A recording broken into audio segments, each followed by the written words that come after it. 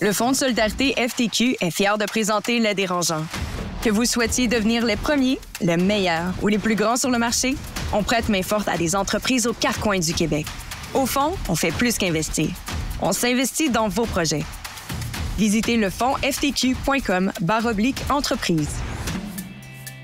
Anne, on va recevoir Barbada, qui est drag queen. Qu'est-ce qui ferait d'elle une bonne invitée pour le podcast? Bien, évidemment, on va parler de diversité, d'inclusion, donc c'est une invitée qui est très pertinente pour ces sujets-là, mais aussi, ce qui est super intéressant, c'est que Barbada a un parcours très éclectique, autant avoir été dans l'armée, être professeur et aussi drag queen. Donc, on va essayer de comprendre c'est quoi le fil conducteur entre toutes ces professions-là qui font d'elle une personne vraiment fascinante. Donc, on se retrouve tout de suite après la pause. Ils font le tour du monde. Signent de gros contrats. Écœurent pas mal de monde. Et nous racontent tout ça. Voici les Dérangeants.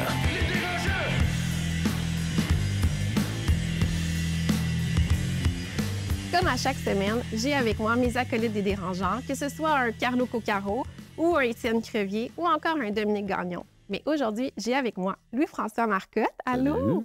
Et Anne Martel. Allô? Alors, comment ça va, vous, aujourd'hui? Moi, ça va bien, mais je te dirais que je dois faire un petit rant aujourd'hui parce que je suis vraiment tannée de voir des décorations de Noël. Ça fait depuis avant l'Halloween que je vois des calendriers de l'Avent à l'épicerie, puis pour vrai, je suis en train de péter une coche solide. Fallait que j'en parle. Mais ça a l'air que les gens qui décorent en novembre sont plus heureux que la moyenne des gens. Mais tu sais quoi? Moi, je me suis dit, bien, pour être heureuse, ça veut dire qu'il faut que je décore. Mais non, non, non. Ça, c'est juste un piège, là. Ça, c'est une campagne marketing par les mêmes gens qui essaient de te vendre les Christy de Ça veut calendrier. dire qu'elle décore, elle, en Non, novembre. je pensais que j'ai tort.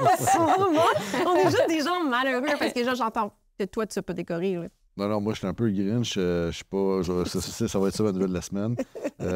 Noël, pour moi, n'est pas... En fait, étant restaurateur, Noël, ça ne devient pas une festivité qu'on attend tant que ça tout le temps parce qu'on travaille beaucoup jusque-là. C'est souvent le moment où on relaxe après. Fait que quand le 24 arrive, nous autres, la job est faite. Mais souvent, les gens commencent là, à comme, faire le party à recevoir. Moi, si je pouvais me sauver dans mes plus grands fantasmes, c'est de ne pas être au Québec à Noël. Ça va arriver un jour. Ouais, je te le souhaite. Ben moi, je vais être plus positive. Hey, là, Noël. Mais je suis comme toi, je n'ai pas décoré puis je compte pas décorer. Ben moi, je reviens d'un congé de maternité. J'ai accouché il y a 6 semaines. Bravo! Là, je présente très bien mon bébé, mais il est en train de pleurer à côté puis on s'occupe d'elle. Fait que ça, c'est ma nouvelle version de moi, maman avec un cerveau un peu fatigué qui dort à coups de tranche de 2 heures. Mais t'es là. Je suis là. Ouais. Je suis là. Donc, restez avec nous. Au retour, on reçoit Barbada de Barbade. L'entrevue de la semaine, une présentation du quartier général de l'audace du Cégep de Saint-Jérôme, un environnement unique au Québec pour étudier en entrepreneuriat ou démarrer son projet d'affaires. Passer de rêveur à entrepreneur, visitez qgda.ca. Notre invité d'aujourd'hui aime les paillettes, enseignant de musique de jour dans une école primaire et de soir pratique le drag queen. Notre invité d'aujourd'hui vient nous parler de la diversité, de l'inclusion, de sa vision du monde, de ses propres yeux. Bienvenue à toi, Barbada. Merci de me recevoir. Merci beaucoup. Très contente d'être là, vraiment. Là. C'est vraiment un plaisir de te recevoir parce que c'est dans un contexte où est-ce qu'on parle d'entrepreneuriat, on voulait une invitée qui allait pouvoir justement nous présenter sa vision du monde telle que tu la partages parce que ce qu'on sait que de toi, c'est que, bon, et tu racontes des contes aux enfants. Oui, entre autres, oui, exact. Entre autres, tu as ta propre web-série sur tout.tv. Oui, exactement. Puis, et en plus de ça, 2 jours enseignant dans une école primaire. Exact. Il faut quand même préciser que, par contre, je suis en ce moment en pause d'enseignement depuis à peu près 2 ans à cause de circonstances que je n'expliquerai pas toutes, mais aussi parce que là, la carrière artistique a pris beaucoup d'ampleur dans ma vie et je ne sais pas, à moins qu'ils rouvrent les écoles entre minuit et 3 heures du matin, je ne sais pas où, quand j'irai enseigner. Là. Donc, voilà, à ce moment... Donc, j'enseigne encore, parce que je ne veux pas dire que je ne suis plus enseignant. J'enseigne encore, mais j'enseigne à travers la web-série. J'enseigne à travers les contes, effectivement, tu l'as dit. Je suis toujours encore en contact avec les jeunes aussi, puis avec cette idée de cette notion de transmettre des notions, de transmettre ma passion et tout ça, mais je le fais pas dans une salle de classe standard. Là, tu sais, on parle en soi, toi, tu es comme une entreprise. C'est ta marque de commerce. Oui, effectivement, mais un peu comme tous les artistes, dans le fond. Oui, effectivement, mais peut-être à la différence de d'autres artistes, j'ai quand même une comment dire?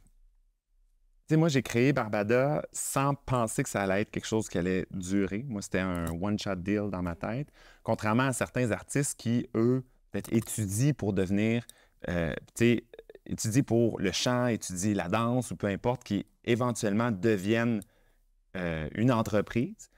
C'est ça qu'ils ont voulu. Moi, ça s'est fait très graduellement parce que c'est comme un passe-temps qui est devenu un job. Si Parce que là, si je ne me trompe pas, tu étais dans les Forces armées. Oh mon Dieu, on rajoute ça en plus. Oui, mais c'est intéressant quand même. Mettons, Ben, c'est un parcours atypique qui est super intéressant. C'est un parcours qui est effectivement intéressant puis qui m'a mené à où je suis aujourd'hui, c'est-à-dire avec énormément de différentes cordes à mon arc. Oui. Je compare ça peut-être à un sac à dos, si on veut, là, dans lequel j'ai mis vraiment beaucoup de roches sur mon parcours. Des fois, c'était des bonnes roches, là, dans le fond, mais des fois, c'était des mauvaises roches aussi. Là. Bon, des fois, c'était des beaux diamants, je ne sais pas, mais des fois, c'était aussi des roches que des gens mettaient sur mon parcours parce que, bon, pour toutes sortes de raisons. Mais il reste qu'aujourd'hui, effectivement, à travers l'enseignement, avec les forces dont j'ai fait partie aussi, comme instructeur de cadet, c'est le cadre instructeur de cadet. Donc, c'était de l'enseignement aussi. C'était de l'enseignement aussi, tout à fait. Et même particulièrement l'enseignement de la musique également, parce que oui, on peut faire de la musique dans les forces. Les gens ne le savent pas. Puis les gens pensent toujours que quelqu'un dans l'armée, c'est quelqu'un avec un fusil, mais pas du tout. Là. Une très grosse majorité des gens qui sont dans les forces ne tiennent pas de fusil à tous les jours, d'armes à tous les jours, n'ont pas cette intention non plus. Ça ne fait pas partie de leur ADN, puis c'est correct aussi. Bref, oui, les forces aussi. Puis l'enseignement. Je pense que dans ma vie, je suis toujours allé où des opportunités où on me proposait d'aller. Et contrairement à ce que je disais à certains artistes ou même à certaines personnes dans l'entrepreneuriat, qui ont cette vision-là, qui disent, OK, moi, dans 5 ans, je me vois avec ma business. Je me vois ici. Comme des artistes qui regardent, je sais pas moi, mon Dieu, la voix, puis qui disent, moi, c'est ça que je vais faire, tu sais, je me vois faire la voix. Moi, ça n'a jamais été ça. Ça a toujours été d'aller où on me proposait d'aller. Et je sais que ça a l'air complètement ridicule, mais c'est vraiment ça. Ma vie est basée sur le fait que j'ai dit oui à une foule d'opportunités, ce qui fait que je me suis ramassé comme une abeille à butiner à gauche et à droite plutôt qu'aller en ligne droite. Peut-être que si jadis, j'avais dit, moi, c'est la drague, je veux mon propre cabaret, par exemple, ou je veux ma propre émission de télé, peut-être que je serais la Oprah Winfrey des drag queens aujourd'hui. Bon, j'ai mal prononcé ça. Ça quand même bon, c'est moi qui ai bu du vin. C'est peut-être que je serais la Oprah Winfrey. Elle, là, en tout cas. Peut-être que je serais la Ellen DeGeneres des drag queens aujourd'hui. J'aurais mon talk show. Je sais pas. Mais il reste que, je sais pas, moi, j'ai butiné à gauche et à droite. J'ai fait plein de choses. Puis ça m'a amené où je suis aujourd'hui. Est-ce que tu te cherchais là-dedans? C'est-tu pour ça que tu butinais? Non, vraiment pas. Au contraire, je pense que c'est parce que j'avais...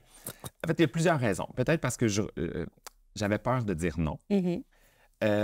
Parce que tout m'intéresse. Puis surtout quand on me le présente, je suis peut-être un petit peu naïf, là, des fois, ou naïf dans la vie, mais quand on me présente quelque chose, ça a toujours l'air le fun dans ma tête, où je vois le côté le fun, puis je fais « Ah ouais, OK, go ».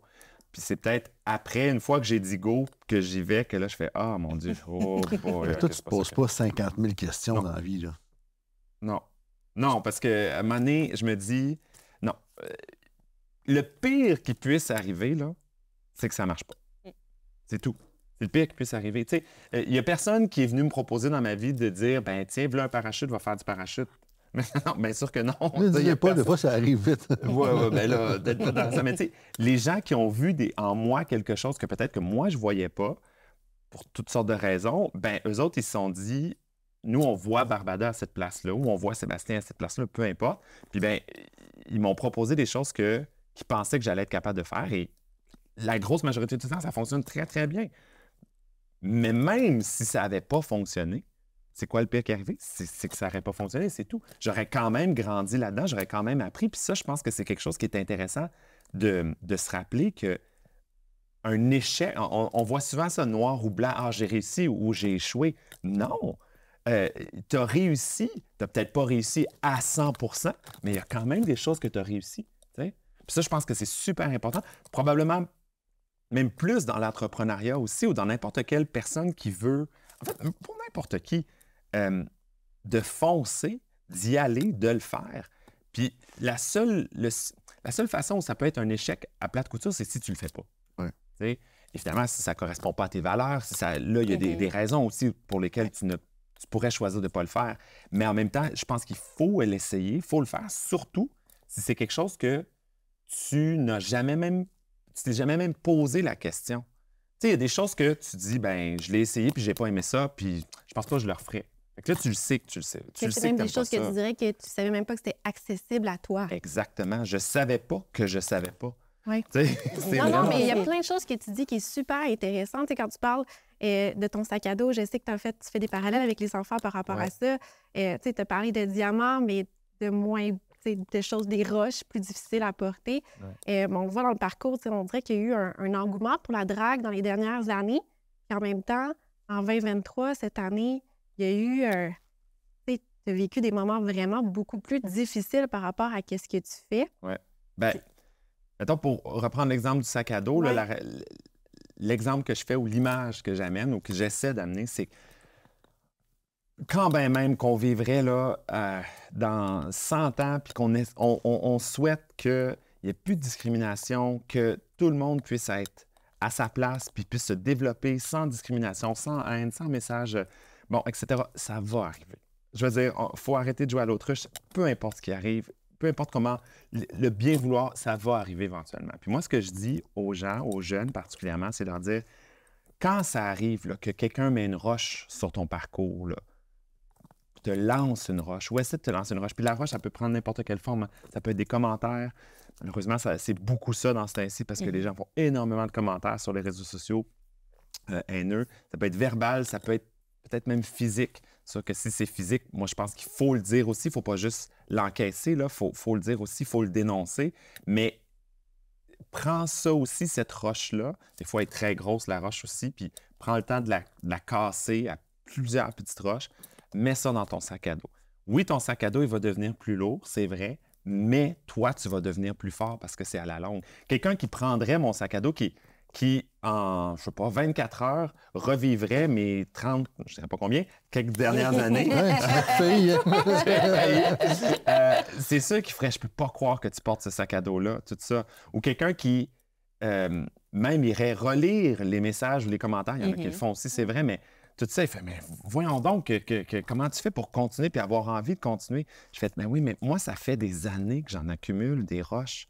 Je le sens plus, mon sac à dos lourd, là. C'est ce que j'invite les gens à faire aussi. Puis la journée où il y a quelqu'un qui va vouloir varger sur ton sac à dos, comme c'est arrivé effectivement cette année, tu le mentionnes, as-tu déjà essayé de varger sur un sac à dos plein de roches? Bien, c'est pas la personne qui porte le sac à dos qui va le sentir le coup. C'est toi quand tu vas donner un coup de poing dessus. Mais c'est exactement ça qui est arrivé. Fait que moi, j'étais comme, ben, ça se pourrait que vous ayez... Ça se pourrait que ce que vous pensez que je fais, ça ne corresponde pas à vos valeurs. Ce que vous pensez que je fais, parce que malheureusement, très souvent, ces personnes-là ne le savent pas réellement, mais je vais continuer à le faire. Puis varger dans mon sac à dos tant que vous voudrez, c'est vous qui allez avoir mal. Puis la journée où vous serez écœuré d'avoir mal en vargeant sur mon sac à dos, bien, venez voir l'activité. Peut-être que vous allez arrêter de varger puis vous allez faire « Ah, OK, je comprends ce que tu fais. Je comprends pourquoi ton sac à dos il est lourd comme ça. » Voilà.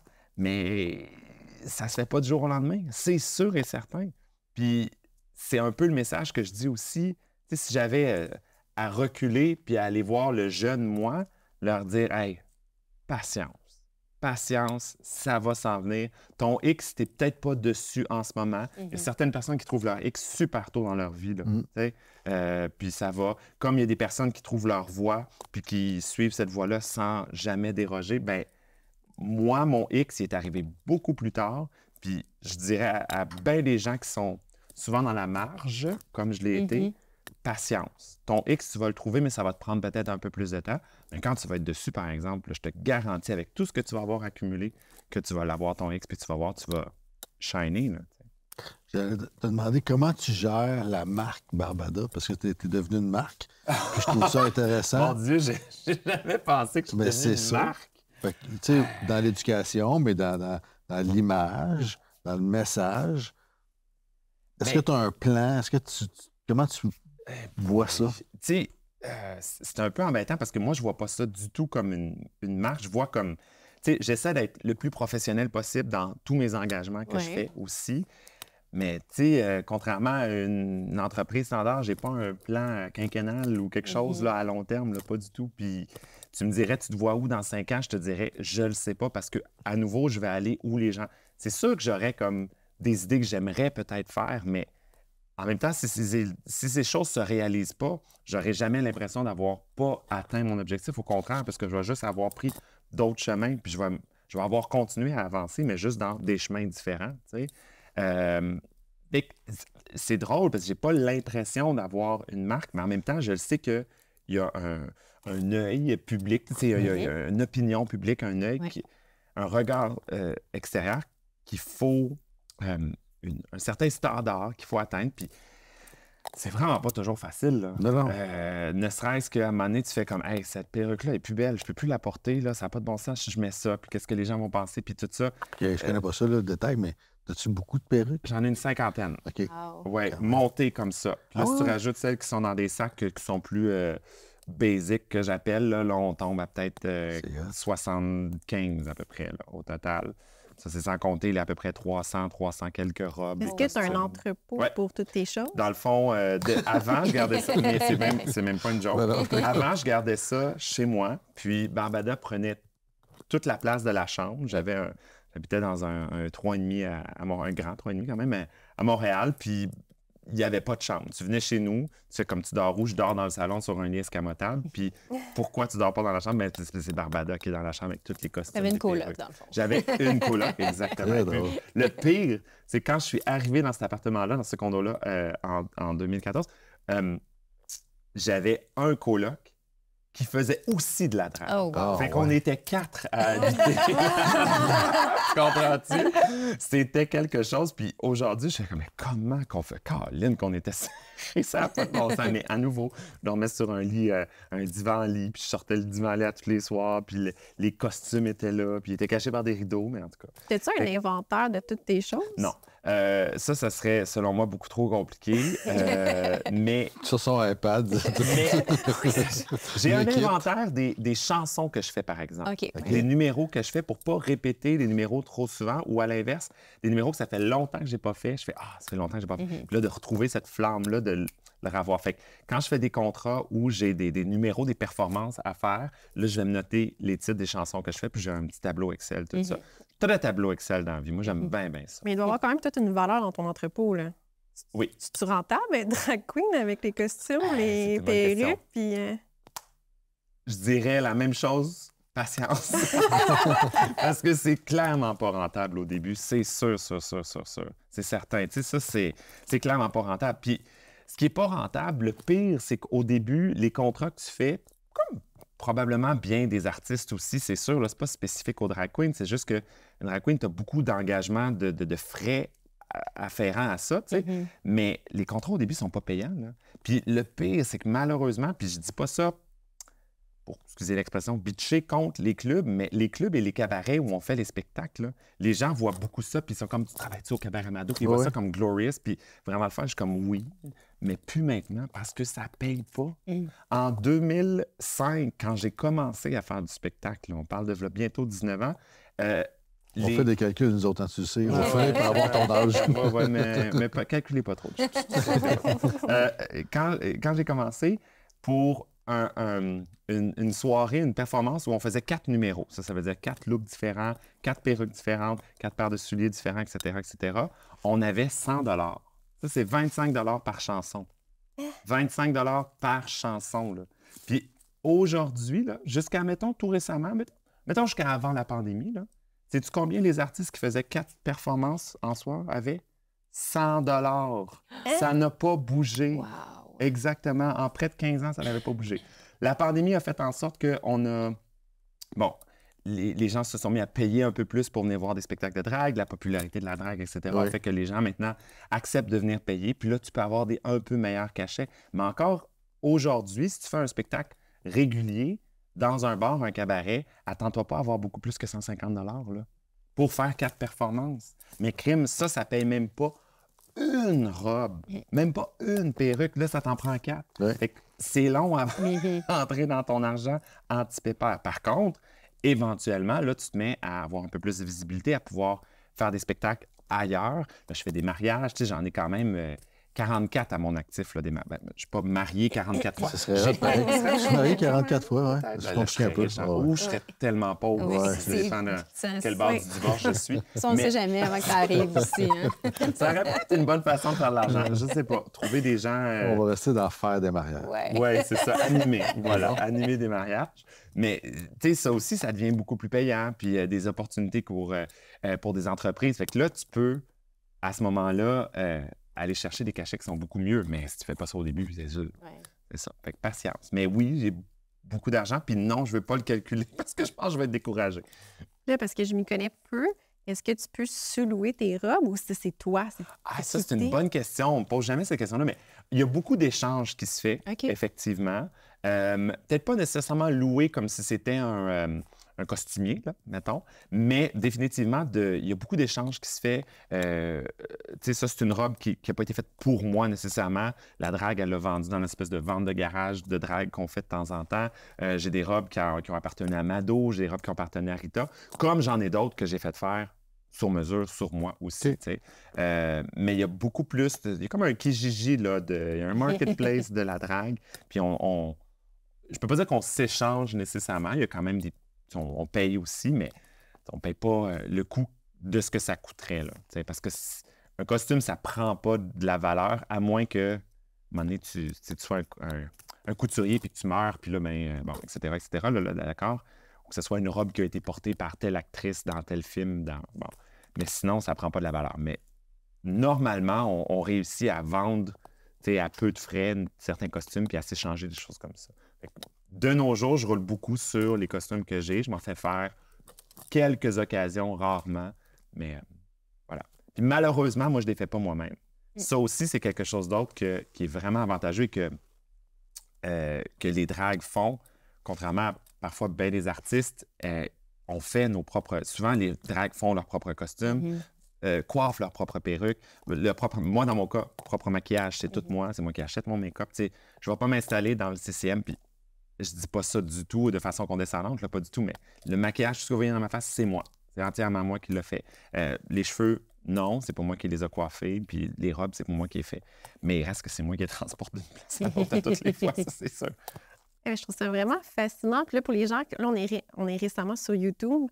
Là, les gens, avant, on était juste audio. Oui. Mais là, ça vaut vraiment la peine d'aller sur la chaîne pour venir te regarder. Mon Dieu, bien merci. C'est tellement belle. Mon Dieu, arrête de me rougir, merci, c'est gentil.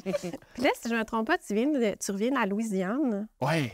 Et aller... Oh mon Dieu, c'est tout récent en plus, t'es informé. Ouais, J'aime on, ça. on a une Sandrine Vos ici. recherches sont quelque chose. Oui, j'allais faire des gens du compte, là, oui. Ouais? Oui, en Louisiane, à la Nouvelle-Orléans, il y a une communauté francophone quand même, évidemment. Aussi, la Nouvelle-Orléans, c'est quand même francophone aussi. Puis l'Alliance française organisait un French Fest Book. Et je suis allé... C'est un autre projet que tu as dit, « Ah oui, OK, je le fais. » Ah oui, exactement. C'est en même temps, quand on te propose, on t'offre tes dépenses, on te paye tes dépenses pour aller en Nouvelle-Orléans, tu dis, ben oui. Oui. Voilà, on va n'importe où. Moi, voyager pour le travail, Caroline, je trouve ça le fun. C'est chiant de voyager Barbada en avion. Ça, c'est clair. C'est combien de valises? C'est sûr que tu as un extra.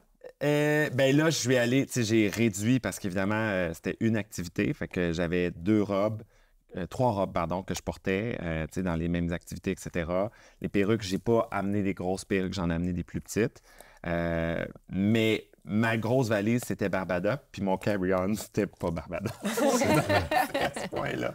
Mais Ouais. j'aime ça parce que tu compartimentes toujours en 2 personnes. C'est intéressant parce que ta Ben vie, oui. c'est 2 personnes. Ben, pratiquement, c'est vrai. Mais en même temps, c'est pas 2 entités non plus nécessairement. J'aurais fait l'entrevue aujourd'hui, pas en Barbada, puis je vous aurais dit les mêmes choses. C'est juste que Ouais. c'est clair que moi, ça me donne c'est comme si je switch en mode, OK, là, showtime. Tu sais, il y a les caméras, il y a l'entrevue. Il y a comme ce moment-là où tu le sais puis tu le sens parce que tu as ça, des paires de maquillage dans la face, puis les faux cils, puis la perruque, mais ça te donne tu sais, mais le fond, en dessous, ce que je dis, c'est la même chose. Le contenant n'est pas pareil, mais le contenu l'est quand même, tu sais. Fait que c'est pas 2 entités, mais c'est sûr que je me permets d'être beaucoup plus extravagante dans des spectacles. Je ferais le même spectacle, pas en Barbada, que les gens feraient comme... Oh, c'est les mêmes jokes, d'accord, mais c'est sûr que le visuel n'est pas pareil, c'est pas pareil. Mais est-ce que le personnage te donne une force de plus, Ou une force et une confiance? liberté. Ouais, c'est vraiment, tu sais, la drague, c'est vraiment comme un exutoire qui te permet de dire, hey, aujourd'hui, là, ça me tente de mettre ça, ça fait pas. Crains pas, sur moi, ça va fitter. Ouais, c'est ça. C'est ça. Il y a quelque chose de hyper libérateur dans la drague. Je dis pas que c'est pour tout le monde, nécessairement. Il y en a qui réussiraient pas à trouver ce côté-là. Mais il y a beaucoup de gens... Au Cabaret Mado, on fait des soirées de levée de fonds où des fois, c'est des organismes, des fois, c'est des étudiants, des finissants ou peu importe, peuvent louer gratuitement le Cabaret Mado pour leur soirée. Ça leur coûte rien. Ils font de l'argent avec les gens qui viennent voir le show, mais le cabaret fait l'argent avec l'alcool et tout ça. Puis eux, ben, ils peuvent ramasser de l'argent pour peu importe leur cause, etc. Et dans ces spectacles-là, il y a des dragues normales, des vrais artistes dragues qui font le spectacle, des fois 3, des fois 4. Et souvent, ils se jumellent avec des gens qui n'ont jamais fait de l'entreprise, pas l'entreprise, mais mettons de l'organisme ou des finissants qui, eux, le font pour la première fois, puis souvent pour juste une fois, mais on ne le sait pas non plus. Hein? Des fois, ça continue. Et ils trippent tout. Ils adorent ça. Puis pas juste le principe d'être comme en femme ou quoi que ce soit. Bon, il y a beaucoup, je vais le dire, là, il y a beaucoup de gars hétéros dans ces beaucoup de gars hétéros dans ces soirées-là qui le font, puis qui, check-moi les têtes, puis là, bon. Mais somme toute, ils montent sur scène, puis ils ont du fun, puis ils sont comme, wow, que c'était trippant. Après, là, c'est comme une dose d'adrénaline que tu as juste sur scène, quasiment, quand les gens crient puis hurlent. Et il n'y a pas beaucoup d'autres métiers que les métiers de la scène où tu peux te faire applaudir tout de suite après avoir, tu sais, comme enseignant, tu ne te fais pas applaudir à la fin de ta journée de travail ou après chacun des cours. Tu devrais, mais peut-être, ça, c'est un autre débat de société. 100% d'accord. Tu devrais, puis probablement que ça donnerait beaucoup de motivation. Mais il n'y a pas beaucoup de métiers que tu peux avoir ça, cette reconnaissance-là tout de suite. C'est vraiment trippant, tu sais. Fait qu'il y a ce côté-là, puis tout le monde peut faire de la drague. C'est pas tout le monde qui veut faire de la drague, mais c'est pour tout le monde. Les gens pensent que c'est des hommes qui s'habillent en femme. Pas en tout. Si j'avais voulu m'habiller en femme, j'aurais mis des jeans, puis j'aurais pu être tout aussi féminine, là. C'est pas ça la question. C'est des artistes qui, oui, utilisent du maquillage, le costume, les perruques, les robes, les talons, le maquillage, les faux cils, des choses qui s'apparentent plus aux femmes, c'est vrai. Puis mon personnage, il est féminin, d'accord? Mais à nouveau, si j'avais voulu m'habiller en femme, j'aurais pu mettre quelque chose de 100 fois plus confortable qu'une prix de robe à paillettes qui pique, tu sais, puis inconfortable. Mais c'est l'extravagance, je l'ai dit, c'est l'exutoire de laisser aller ta créativité, visuelle, mais sur scène aussi, de dire des choses que tu te retiens de dire des fois parce que les gens ne comprendront pas, tu n'es pas en personnage, etc. Là, tu peux les dire sur scène, tu sais. C'est hyper libérateur, puis c'est pour tout le monde. Les hommes, les femmes le font. Il y a des hommes trans, des femmes trans qui font de la drague, là. Est-ce que tu ressens la même liberté, par exemple, quand tu vas faire l'heure de compte? Parce que c'est quand même un autre environnement. Comment est-ce que tu vis l'exutoire dans ces activités-là? Bien, là, c'est le contact avec les jeunes. Puis le retour, tu sais, où on aime l'histoire, on comprend l'histoire, on plonge dans cette histoire-là ensemble, c'est une autre dynamique de travailler avec des tout-petits, avec des jeunes. Hein? C'est complètement une autre dynamique. Du compte, c'est de quel âge à quel âge, mettons? À peu près, mettons, on dit 3 à 7, mais si on fait une moyenne, c'est vraiment dans le milieu, le 5. Je dirais que beaucoup d'enfants, c'est 5. Avant 4 ans, des fois.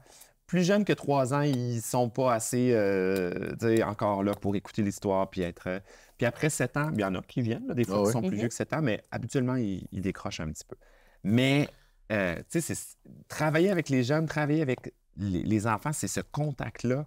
Puis la plupart des adultes, leur dernier contact avec des jeunes, à moins qu'ils soient parents, là, évidemment, mais leur dernier contact devant un groupe d'enfants, c'est quand ils étaient dans le groupe d'enfants, quand ils étaient tout petits, tu sais. Quand tu replonges dans ça, c'est fou. Que ce soit dans une école, que ce soit dans une heure du conte, le contact avec les enfants, ça t'amène quelque chose. Les gens ne réalisent pas qu'est-ce que c'est des fois.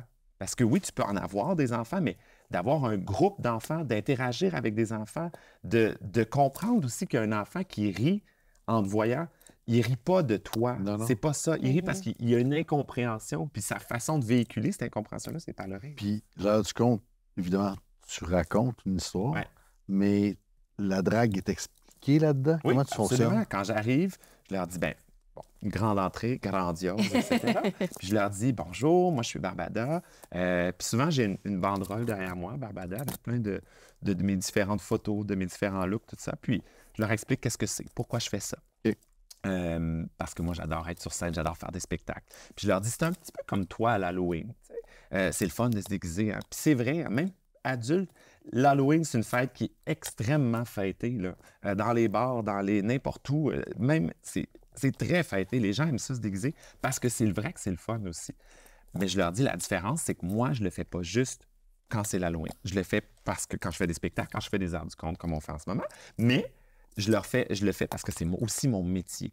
Par contre, comme toi, quand l'Halloween est fini, ben moi, quand mon spectacle est fini, j'enlève le costume, puis je redeviens la personne qui est en dessous. Est-ce qu'ils questionnent beaucoup, les enfants? Non. Bien, ça dépend. Ils questionnent, oui, mais pas sur des questions genre, t'es-tu un gars ou une fille? C'est très, très rare. C'est très, très rare. Eux autres, ils voient un personnage, ils voient que c'est le fun. Puis dans ce temps-là, je leur dis, mais si la question se pose, je leur dis, mais je suis une drag queen. Puis là, tu sais quoi une drag queen? Oui? Parfait. Bien là, tu comprends c'est quoi. Okay? Mais oui, si tu me voyais pas en personnage de drag queen, je suis un garçon, je suis un homme. Mais souvent, ils vont questionner. C'est un apprentissage extraordinaire pour les enfants. Oui. Mais oui, mais il faut que ça soit fait de la bonne façon. Puis ce que je trouve particulier dans les gens qui manifestent contre ça, qui, à nouveau, je répète ce que j'ai dit au début, mais ne sont jamais venus voir les heures du conte, c'est qu'ils pensent, je ne sais pas s'ils pensent que le message qu'on va envoyer, c'est transforme-toi en drag queen ou c'est correct d'être gay. La propagande, puis, c'est ça. Mais de la propagande.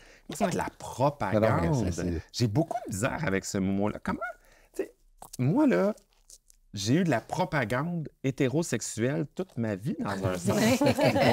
Bon, pas hétérosexuel. Ça n'a pas super bien marché. Ben, pas très bien marché. Fait qu'il y a propagande que je peux faire pour virer ton enfant gay. Là. Non, pas du tout. Là. C'est très mal comprendre qu'est-ce que c'est l'homosexualité. C'est très mal comprendre qu'est-ce que c'est la transidentité aussi. Il n'y a pas personne qui va décider un jour, ouais, pour être une femme, là, je pense pas mal ça. Non, c'est pas comme ça. C'est très mal comprendre qu'est-ce que c'est la transidentité que de se dire, bien là, tous nos enfants vont être transgenres s'ils voient des transgenres ou ils voient des drag queens. Non, pas du tout. Les gens ils ont peur parce qu'ils ont une incompréhension totale de ce que c'est. Exactement. Mais moi, tu vois, j'aurais un modèle d'affaires, j'aurais plein de Barbada pour faire cet enseignement-là. Mais c'est ça. Oui, c'est un petit peu ça aussi. Sur ma banderole, il y a plein de photos de moi, puis je leur dis, OK, bien, ça, vous pensez que c'est qui? Là, je leur montre la photo où là, j'ai le même kit. Ah, c'est Barbada. OK, bien là, d'abord, c'est qui? Ben oui, c'est Barbada aussi. Ah, puis là, puis il y en a à peu près une dizaine, puis ça va comme ça, Barbada. Puis j'en ai même une où j'ai une photo de l'Halloween. Là. Tu sais, j'ai vraiment un maquillage d'Halloween avec le squelette. On voit tout mon squelette, puis un gros maquillage super épeurant d'Halloween. Puis je leur dis, ben oui, mais même ça aussi, c'est Barbada. Tu sais. Mais c'est ça que ça me permet de la drague. Puis là, ils comprennent. Ils font comme, ah, c'est bien le fun, tu sais, on peut faire tout ça. Puis je leur dis, c'est pareil comme toi à l'Halloween. Tu peux te déguiser une année une chose, puis l'année d'après, tu n'es pas obligé de choisir la même affaire. Tu peux choisir autre chose. Puis les artistes drag qui font ça veulent le faire. Ils veulent le faire parce qu'ils se sentent à l'aise de le faire. Ils sentent qu'ils ont quelque chose à amener aussi dans ces activités-là aussi. Mais il y a plein d'artistes drag qui veulent rien savoir de faire des choses pour les tout-petits. Qui, eux, leur public, c'est les adultes. Puis ils vont rester dans C'est pas donné à tous l'éducation là-dedans. Effectivement. Mais je pense que, mon message, là, puis on n'a pas le choix de le simplifier, le message là, de nos jours, je pense. Mais mon message, ça se résume en 3 mots, c'est prenez le temps. C'est prenez le temps. Prenez le temps d'écouter, prenez le temps d'essayer de comprendre. Puis une fois que tu auras fait ça, tu auras parlé, échangé, bien là, tu pourras dire « Oh, c'est pas pour moi ». C'est correct, tu as le droit, mais tu vas être capable de respecter les gens qui font ça. Prends le temps, prenez le temps. Prenez le temps de voir les heures du compte.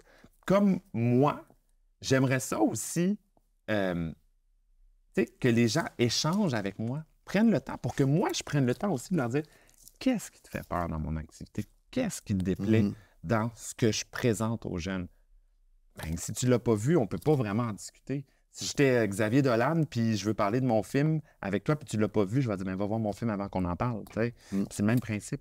Prenez le temps. C'est juste ça. Prenez le temps. Puis les jeunes aussi, je leur dis, quand ça va t'arriver de te confronter à quelqu'un qui est différent de toi ou que ça te heurte parce que tu ne comprends pas, prends le temps. C'est juste ça. Prends le temps de parler avec cette personne-là, puis d'écouter. Tu as 2 oreilles, 1 bouche. Tu devrais écouter 2 fois plus que tu parles. Fait que écoute 2 fois plus. Puis après, tu pourras faire « Ah, ben finalement, on n'est pas si différent que ça. » Voilà. C'est un plaisir de prendre le temps avec toi aujourd'hui. C'était une discussion qui était en profondeur, en douceur, en humour. Merci, Barbada. Merci. Merci de l'invitation. Vraiment, merci pour ce que vous faites. Merci aussi. à toi. Je pense qu'à nouveau, c'est ça. C'est de prendre le temps. Tu le sais. Une belle rencontre. Merci beaucoup. Merci. Les Dérangeants sont fièrement supportés par le cabinet Bleuet Chef Légal. Réflexion juridique, réflexe d'affaires. Communiquez avec nous pour vos besoins en droit des affaires et des technologies. C'est l'heure de la question dérangeante. Noël approche. C'est quoi votre budget? C'est quoi votre budget de cadeau de Noël? Moi, je pensais que j'étais le Grinch, mais pire que moi, j'aime ça. Cette année, je le file pas. Budget de cadeau de Noël, honnêtement, il y a quelques années, j'ai décidé que j'avais pas mal tout ce dont j'avais besoin. Puis je pense que mes proches aussi. Là. Je pense qu'on n'a pas besoin d'objets matériels. Puis quand on a besoin, on est chanceux puis on est capable d'aller s'y acheter. Fait que ça va bien pour ça. Fait que moi, Noël est devenu vraiment dans l'expérience, que ce soit des voyages, des événements. C'est ça que j'aime offrir. Fait que j'ai pas tant un budget que je cherche à obtenir un moment en famille, faire des activités. C'est pas mal comme ça que je vois Noël maintenant. Moi, je fête pas Noël. Non, c'est pas vrai. Dieu, vous êtes... Je pense que c'est vraiment les enfants. Je pense que c'est un peu comme toi de dire, on écarte un peu les cadeaux commerciaux pour les adultes, pour se donner du cadeau, des fois sans raison, de plus nicher des expériences ou des trucs cool pour les kids qui vont passer une vacance, le fun, qui va être un ajout positif. Je pense que ça tourne autour de ça. Puis faire à manger, puis refaire à manger. Ouais, ça ressemble, moi, c'est la même chose. Là, nous, on part en voyage tout en famille, ensemble, puis... c'est des souvenirs qu'on se crée. Il n'y a pas besoin de s'acheter des choses. Puis ça a toujours été comme ça, de se créer des souvenirs. Fait que, merci. C'est ce qui conclut notre épisode d'aujourd'hui. Vous pouvez nous suivre sur notre chaîne YouTube. Vous pouvez nous écouter sur toutes les plateformes. Puis on se retrouve la semaine prochaine pour un prochain épisode.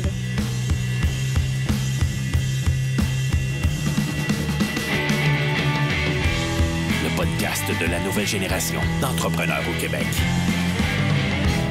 Les Dérangeants. Les Dérangeants!